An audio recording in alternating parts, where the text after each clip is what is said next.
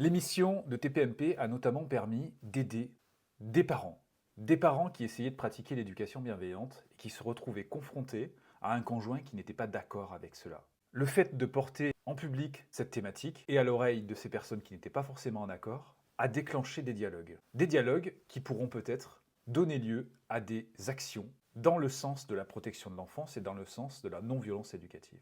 Rien que pour cela, c'est un succès. Je voudrais aussi insister sur la chose suivante. Les hommes n'ont pas à endosser le rôle de l'intimidation, les hommes ou les femmes d'ailleurs, mais les hommes en particulier. Parce que bien souvent, comme un héritage au niveau éducatif, les hommes sont censés être présentés comme des figures représentant la force, la fermeté, la rigueur, la répression même. C'est faux, évidemment.